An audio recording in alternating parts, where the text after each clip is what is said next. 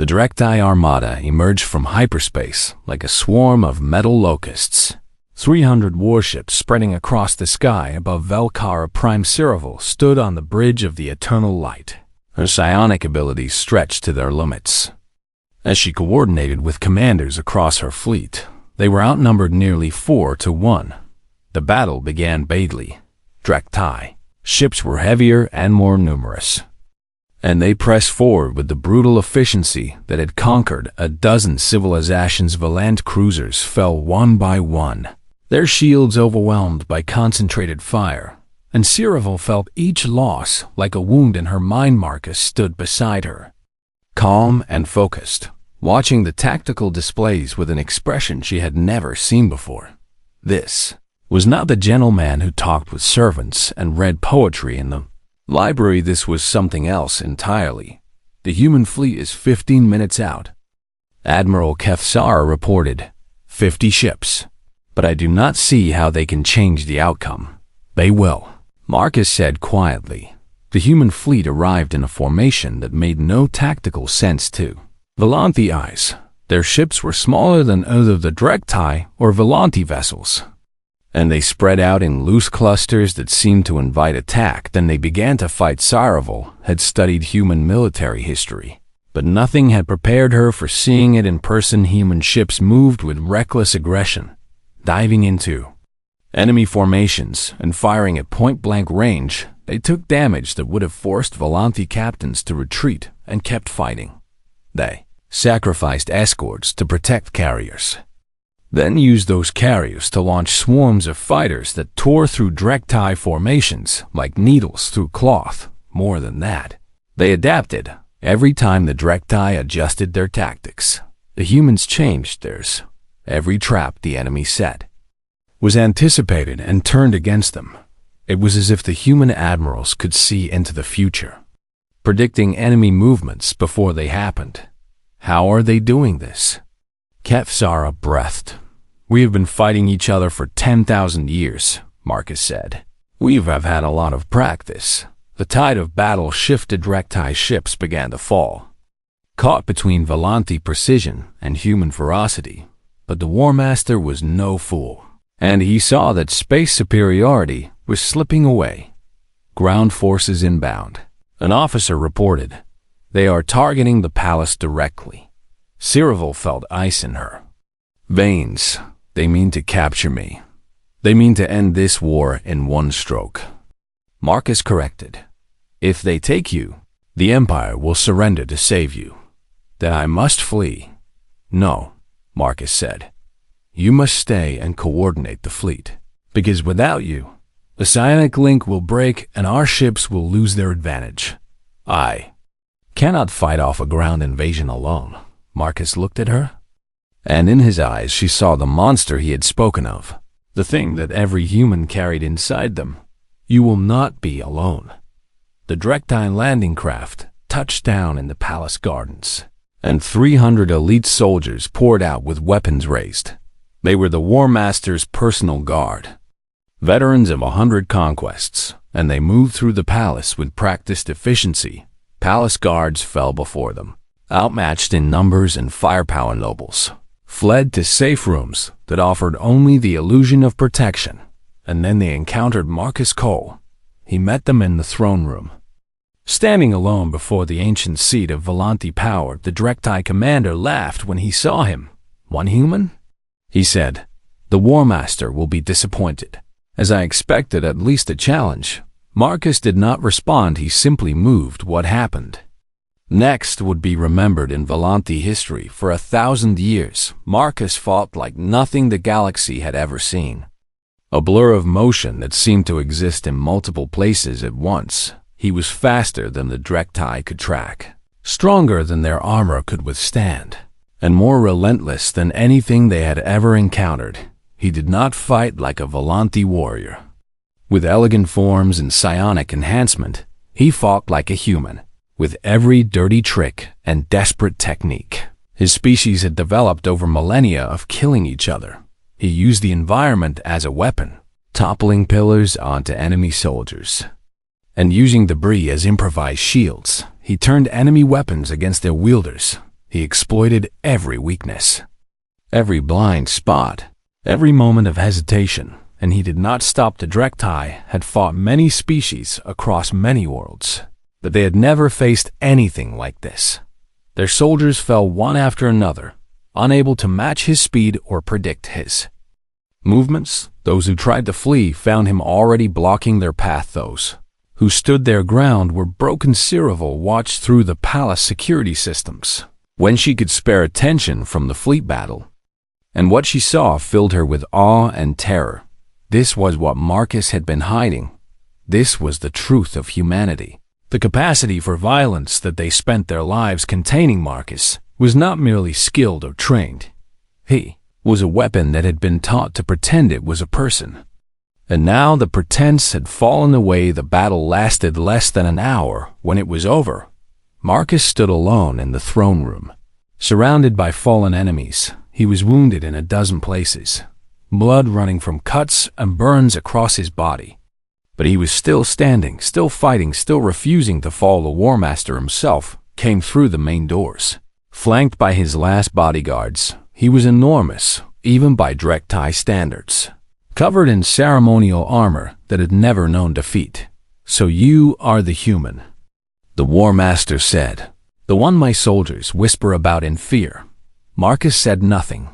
"I will enjoy killing you," the War Master continued, "and then I will take your mate and make her watch as I burn her world." Marcus raised his head, and his eyes were cold. "You will not touch her," the War Master charged. The fight was brief. Marcus was tired and wounded, but the War Master had never faced a human in single combat. He did not understand what he was dealing with. He did not know that humans had been fighting beings larger and stronger than themselves since the dawn of their species, and that they had always found ways to win. Marcus moved inside the War Master's guard, avoiding his massive arms and striking at weak points in his armor. He used the War Master's size against him, staying close where the larger being could not bring his strength to bear, and when the opportunity came, he struck. The War Master fell to his knees, his throat torn open by a strike that should not have been possible. Marcus stood over him, breathing hard, blood dripping from his hands. "Tell your people," Marcus said quietly, "that the humans are done being modest." The War Master died without another word. The Drek'tai fleet retreated 3 hours later, their command structure shattered and their morale broken. The Battle of Velkar Prime was over, and the Human Volanti Alliance had won. Cyril found Marcus in the throne room after the fighting ended, sitting on the steps before her throne with his head in his hands. The bodies had been cleared away, but the evidence of the battle remained in scorched walls and broken pillars. She sat beside him without speaking. "I told you that you would see things that might change how you feel," Marcus said without looking up. "You did, and?" Cyril took his hand, the same hand that had killed more than 100 enemies in a single hour.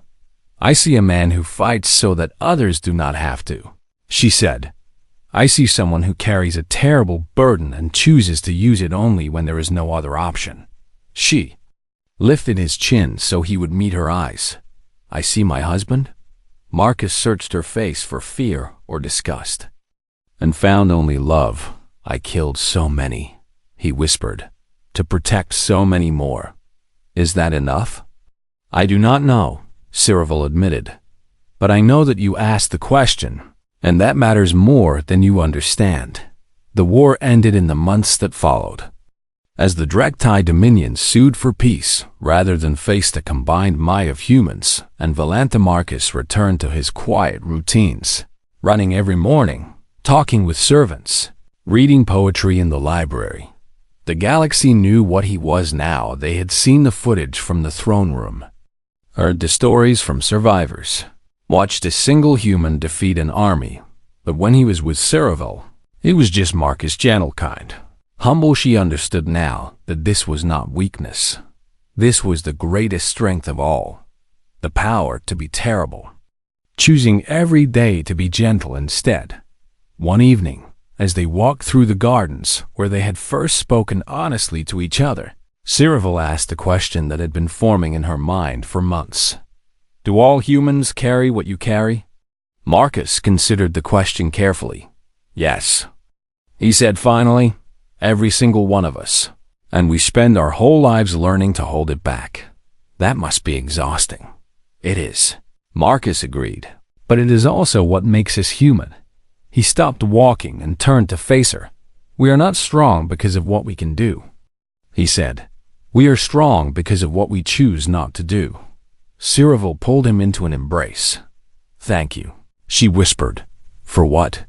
For choosing me, she said. For choosing kindness. For choosing to be more than what you were built to be. Marcus held her close. Thank you for seeing me, he said. The real me, not just the monster or the hero. They stood together in the garden as the moons rose over Volcara Prime. And somewhere in the distance, the sounds of celebration echoed through the capital. The war was over. The alliance was secure, and the queen of the Volanti Empire had found something she had never expected. A partner who understood that true strength was not about power, but about the wisdom to use it only when necessary, and the restraint to be gentle the rest of the time. The footage from Velmora spread across the Empire like fire through dry grass security recordings.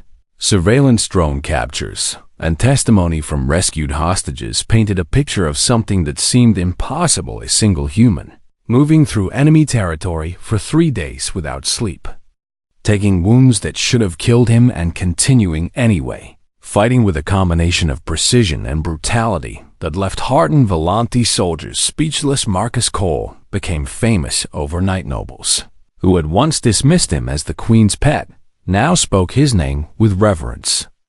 And common citizens created songs and stories about the human who had saved 8,000 lives. Alliance requests from other species flooded the Volanti diplomatic channels, all of them suddenly eager to establish ties with humanity Marcus hated. Every moment of it, Cyril watched him struggle with the attention in ways she had not expected. When nobles bowed to him in the corridors, he looked uncomfortable. When soldiers saluted him, he seemed almost pained. He retreated into his old routines with desperate intensity, running every morning, talking with servants, spending quiet evenings in the library, but people would not leave him alone. You could use this, Cyril said one evening as they walked through the palace gardens. You have more influence now than any human in history, and you could shape the alliance, advise our military, even command troops if you wished. I do not want to command troops. Why not? Marcus stopped walking and looked up at the stars. Do you know how many Drektai I killed at Velmora? Cyril shook her head. 47. Marcus said quietly, I counted every one. They were enemy soldiers. They were people. Marcus said, they had families and friends and lives, and I ended all of that because they were standing between me and the hostages. He turned to face her. I am not proud of what I did, and I do not want to be celebrated for it. Cyril did not understand. Among the Volanti, warriors were honored for their victories, and killing enemies was a mark of strength and skill. But looking at Marcus's face, she could see that he carried those 47 deaths like stones around his neck. Tell me about your world, she said. Marcus was silent for a long moment. Then he began to speak. He told her about Earth's history, about the wars that had killed millions, about weapons that could destroy entire cities in seconds, about genocides and conquests and empires built on the suffering of others. He told her about soldiers who came home from battlefields unable to sleep, haunted by the things they had seen and done. He told her about his own grandfather, who had fought in something called the Second World War and never spoke about it except in nightmares. Humans are very good at killing, Marcus said. We have spent our entire history perfecting the art of destroying each other, and we have gotten so good at it that we finally had to stop. What do you mean? We developed weapons that could end our entire species, Marcus explained, and we came very close to using them. And that experience changed us. He looked at his hands as if seeing something Cyril could not. We learned that our greatest enemy was ourselves. and that the capacity for violence we carry inside us must be controlled, always, every moment of every day. Is that why you are so quiet? Cyril asked. Is that why you never boast or threaten or show what you can do?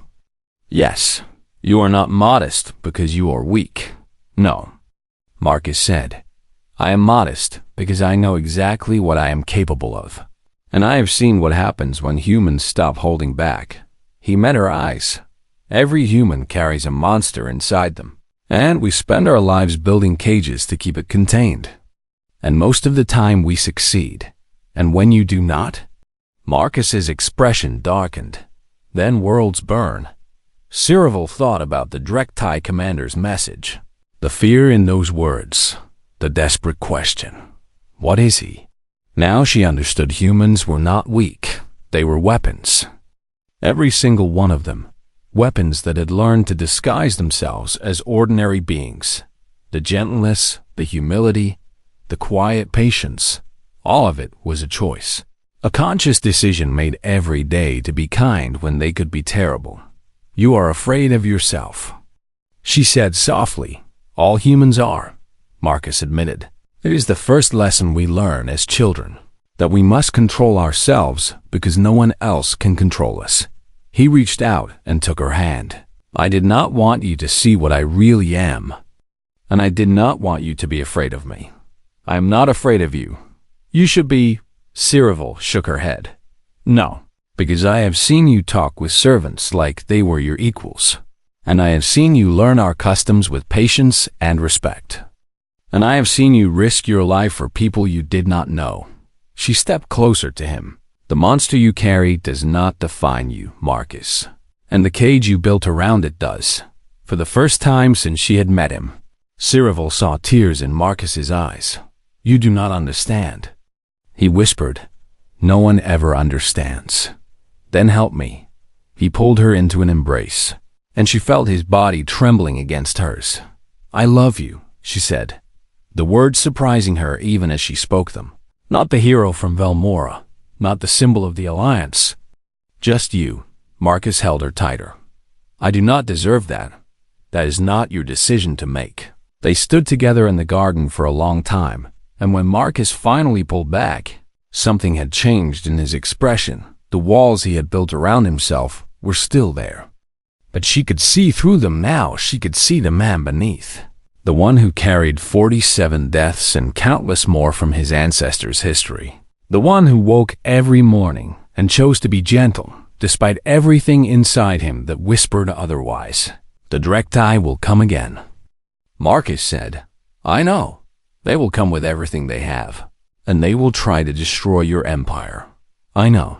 When that happens, Marcus said slowly, I will not be able to hold back, and you will see things that might change how you feel. About me.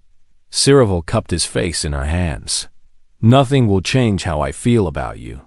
She kissed him then.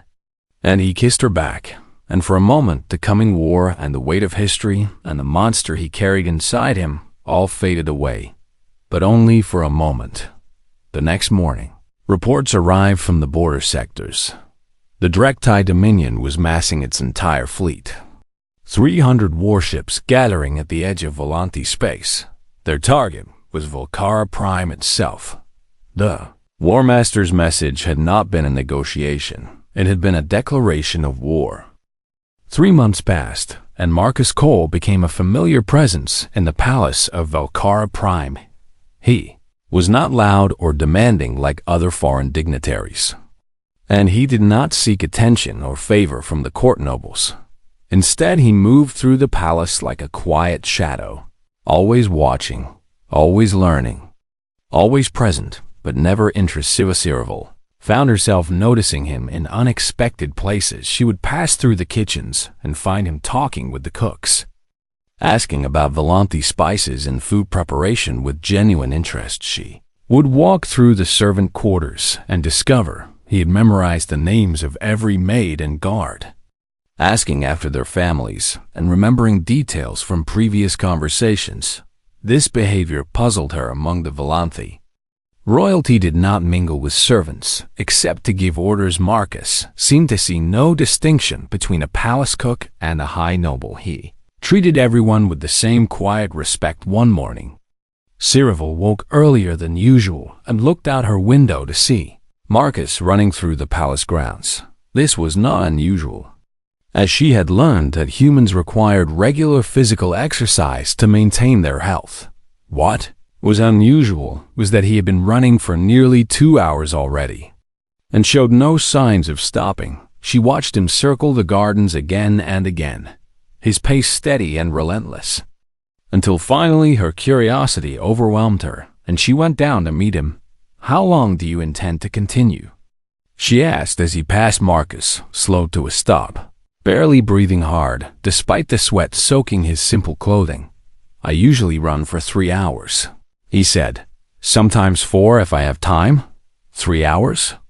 Cyril repeated, certain she had misunderstood. "Every day?" "Most days," Marcus said. "It helps me think, and it keeps me ready." "Ready for what?" Marcus smiled, that mysterious smile she was beginning to recognize. "Whatever comes."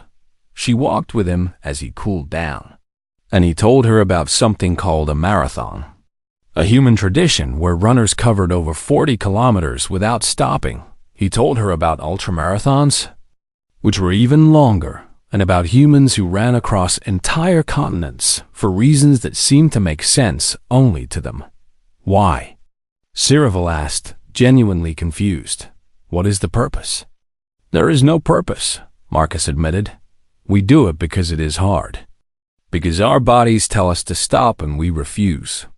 Because somewhere in our history, our ancestors survived by being the creatures that never stopped moving." Cyril did not know what to say to that. Later that week, there was an accident during preparations for the Festival of Lights. A massive ceremonial beam, carved from the sacred trees of the northern forests and weighing several hundred kilograms, slipped from its supports and fell toward a group of workers. Cyril was too far away to help, and her psionic abilities required concentration. She did not have time to gather, but Marcus was there. He moved faster than she would have thought possible, placing himself beneath the falling beam and catching it on his shoulders.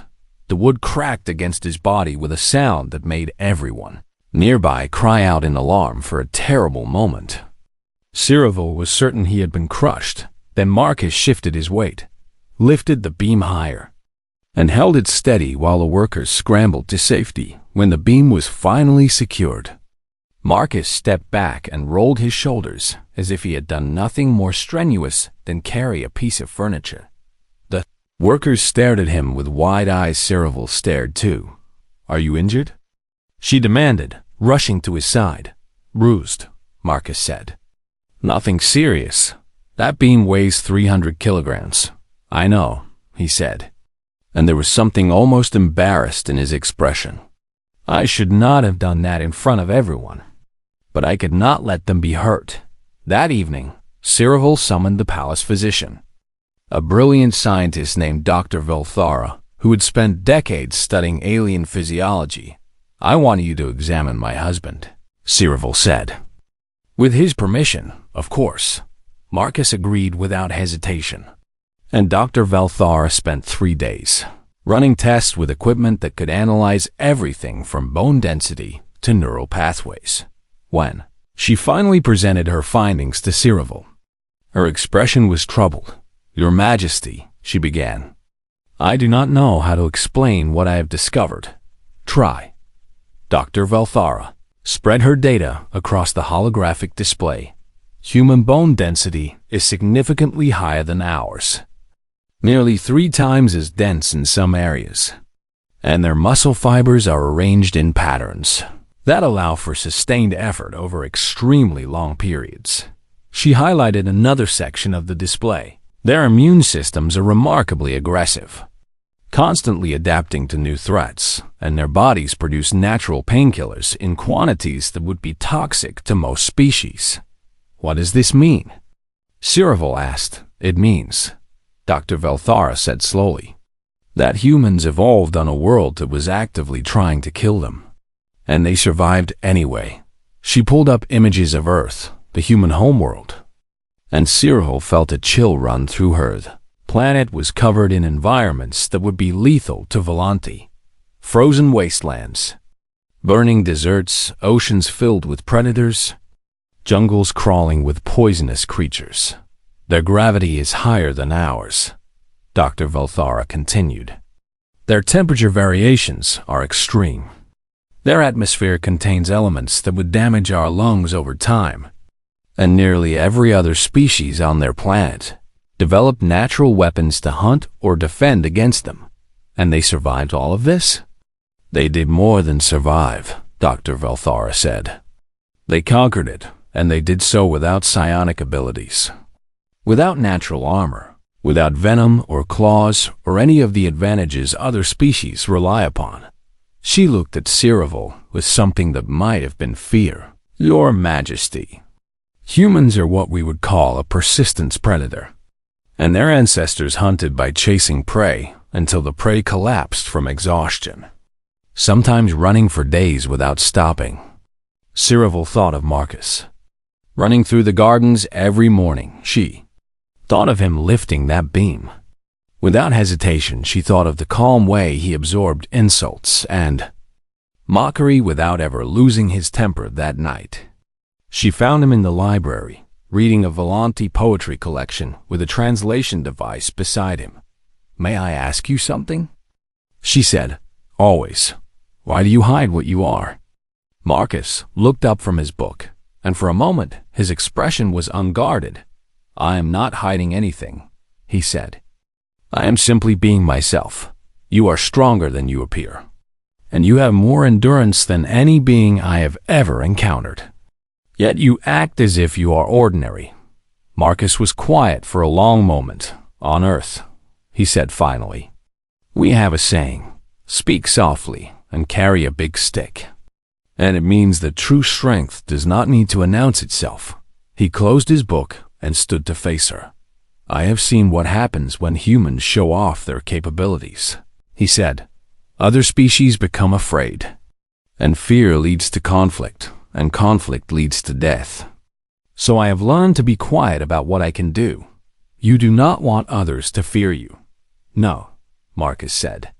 "I want others to know me, and I want them to see that I'm more than just what my body can do." He smiled. That same warm smile that had surprised her on the day they met. "I am not modest because I am weak, Cyril, and I am not humble because I have nothing to be proud of." "Then why?" "Because I know exactly what I am capable of," he said. "And that knowledge is a weight I carry every day." Before Cyril could ask what he meant, a messenger burst through the library doors with panic in her eyes. "Your Majesty," the messenger gasped. "Velmora colony has gone silent, and our scouts report HFY warships in the system." The weight of Marcus's words suddenly made terrible sense. War had arrived. The fleet gathered above Velkara Prime in less than 2 days. 40 warships armed with the most advanced weapons the Volanti Empire could produce. Cyril stood on the bridge of her flagship, the Eternal Light, and studied the tactical displays showing the situation at Velmora colony. It was worse than she had feared. The HFY had landed 3,000 soldiers and taken the entire civilian population hostage. Over 8,000 Volanti men, women, and children trapped in the colony's central complex. The enemy commander had wired explosives throughout the facility, linked to a dead man switch that would trigger if Volanti forces attacked. "If we assault the colony, they will kill everyone," Admiral Kethsara reported grimly. "And if we do nothing, they will fortify their position and use it as a staging ground for further invasions." "There must be another option," Cyril said. "There is," Marcus said quietly from beside her. Everyone on the bridge turned to look at him. He had been so silent during the briefing that most had forgotten he was there. A small team could infiltrate the colony and disable the kill switches before your fleet attacks, Marcus continued.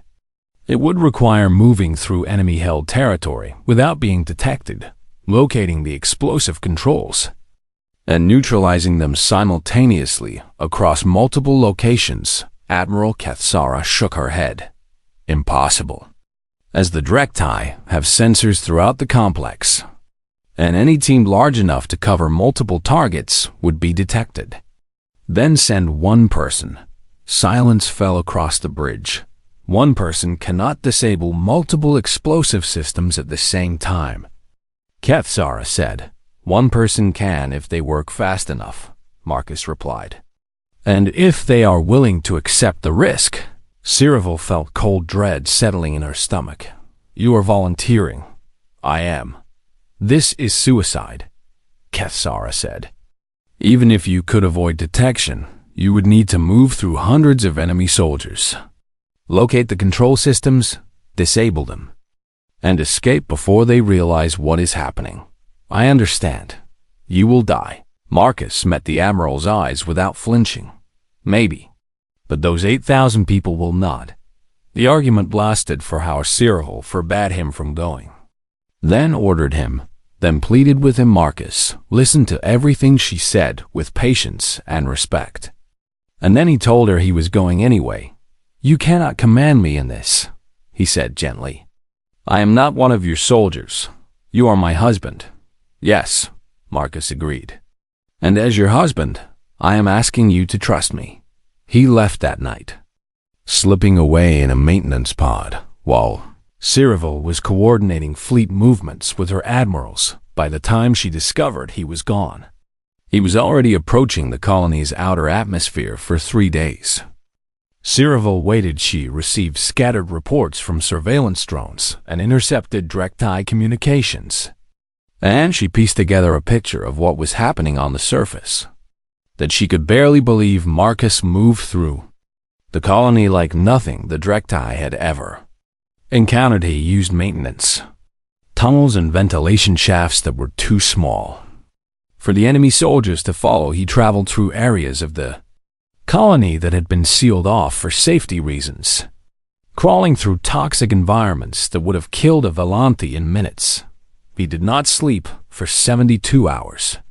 Marcus Cole operated behind enemy lines without rest, surviving on emergency rations and stimulant injections that would have stopped a Volanthi heart. The Drektai knew someone was hunting them. Soldiers disappeared from their posts, found later with their necks broken or their throats cut. Supply caches were destroyed, communication relays disabled, patrol routes thrown into chaos.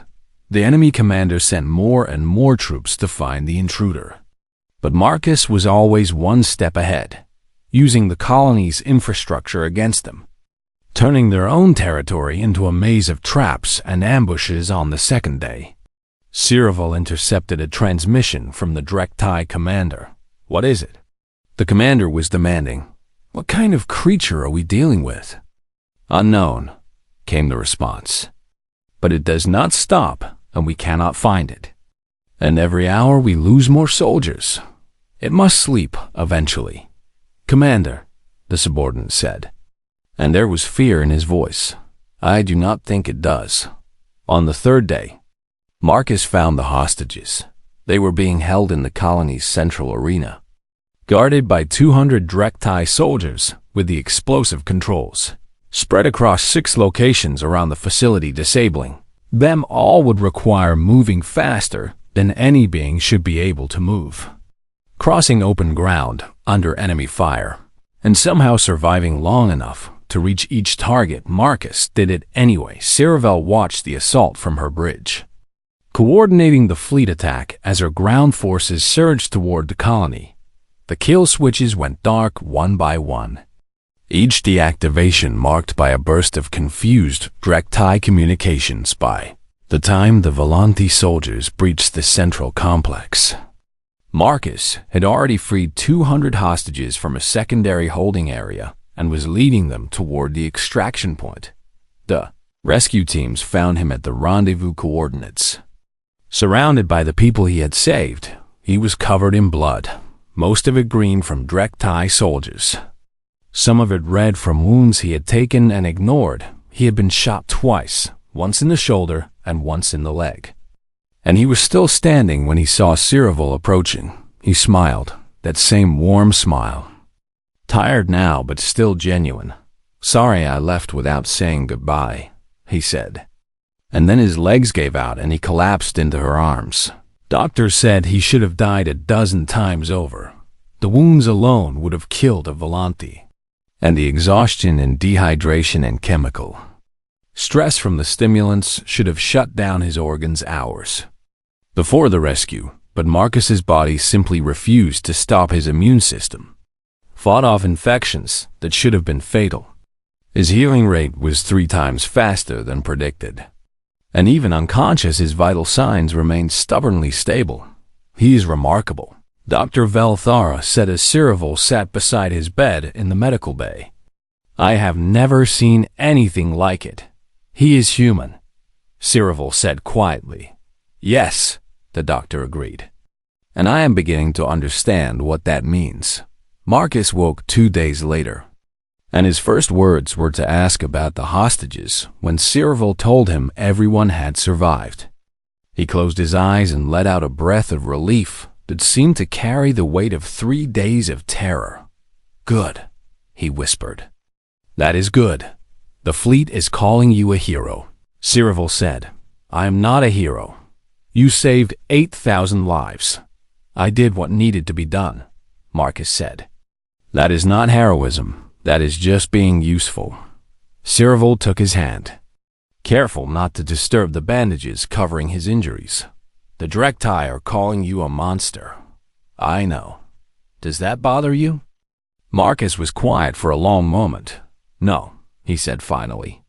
"I would rather be a monster to my enemies than let innocent people die." Message arrived that evening from the Drektai War Master himself, transmitted directly to the Eternal Light on a priority channel. Cyril read it 3 times before she could believe what it said. "Return the human to us, and we will withdraw from this sector.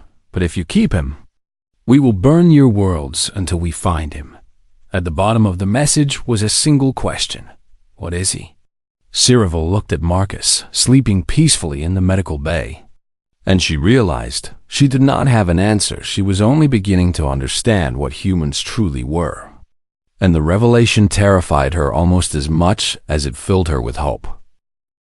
The transport ship descended through the golden clouds of Velcara Prime, and Queen Cyril watched from her balcony with a mix of curiosity and disappointment. She had seen images of humans before, but those images had not prepared her for how small they looked, how fragile, how utterly ordinary compared to her own people.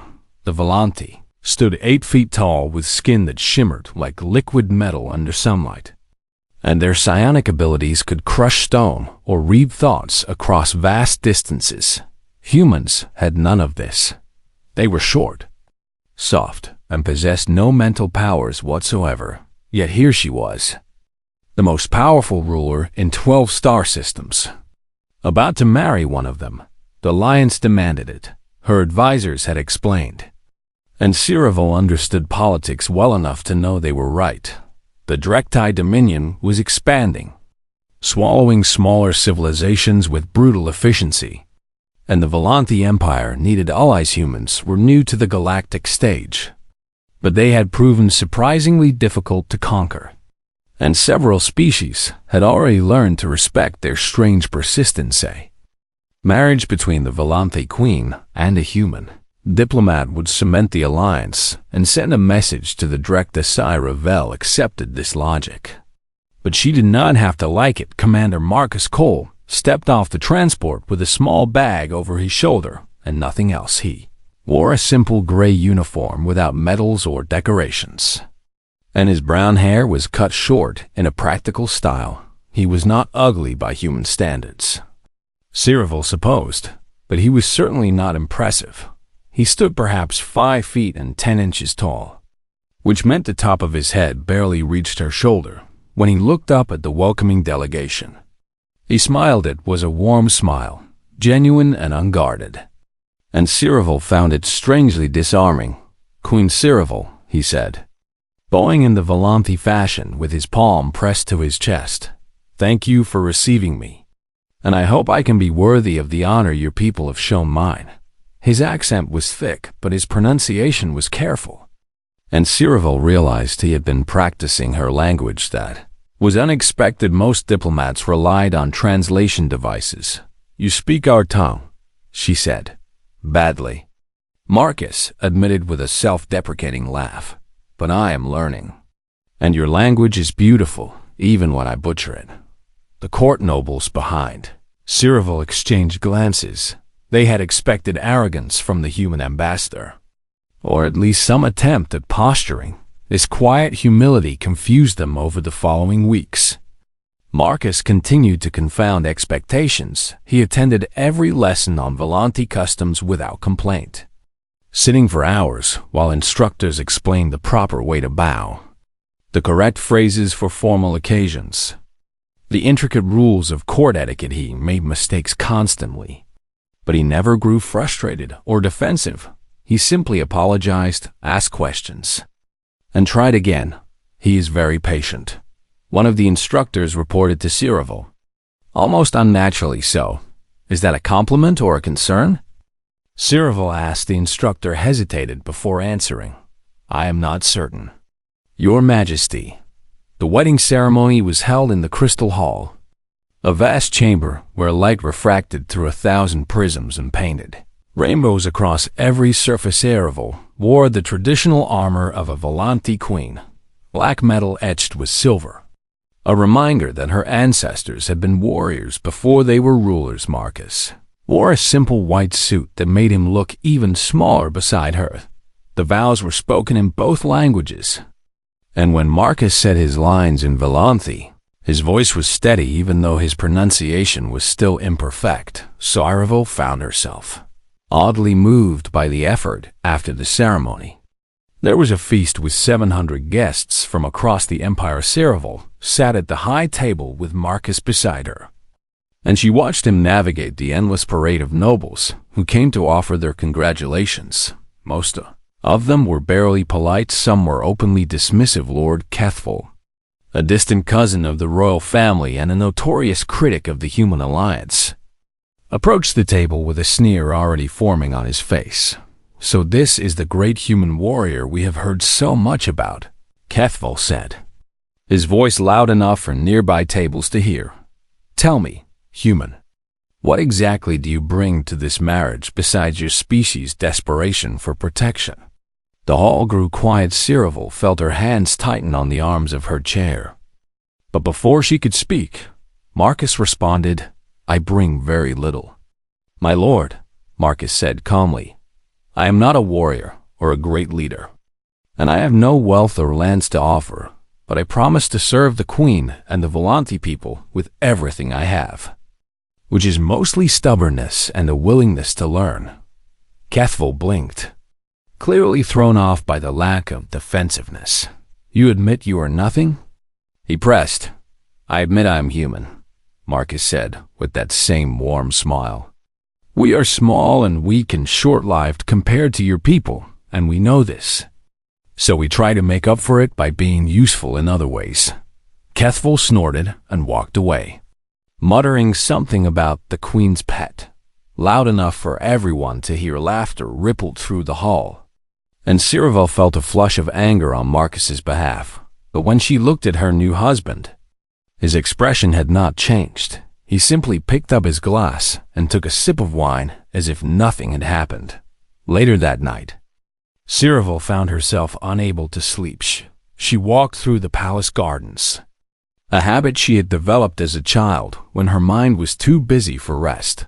The moons of Velkar Prime hung low in the sky, casting silver light across the crystalline flowers that grew only in the royal grounds.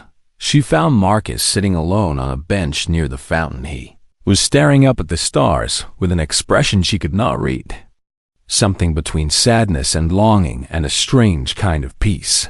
You should be resting, Cyril said. Marcus turned and rose quickly, bowing his head in greeting. I could say the same to you, Your Majesty. Cyril, she corrected him. We are married now, and you may use my name when we are alone. Cyril, he repeated, and the way he said it carefully, like he was handling something precious. Made her feel warm in a way she had not expected. She sat beside him on the bench, and for a moment they simply looked at the stars together. "Does it bother you?" she asked finally, what HFY said tonight. Marcus was quiet for a long moment before answering. "No. You are either very forgiving or very dishonest." He laughed softly at that, a genuine sound that seemed to surprise even him. "I am not dishonest," he said, "and I am not particularly forgiving either. But I have learned that some battles are not worth fighting, and Lord HFY's opinion of me is one of them. And if his opinion becomes the opinion of the entire court." Marcus turned to look at her, and in the moonlight his eyes seemed darker. "Older somehow, then I will prove them wrong," he said simply. Not with words, but with time. Cyril studied his face, searching for arrogance or bravado, but she found only quiet certainty. "You are a strange man, Marcus Cole." "I have been told that before," he admitted. "Usually by people who expected me to be someone I am not." He turned back to the stars, and Cyril followed his gaze. Somewhere out there, beyond the light of Valkar's suns, the Drektai were building their fleets and planning their conquests. War was coming. Everyone knew it, and when it arrived, this small, strange, humble human would be standing beside Hirsch. She was not sure if that thought comforted her or terrified her. Perhaps it was both.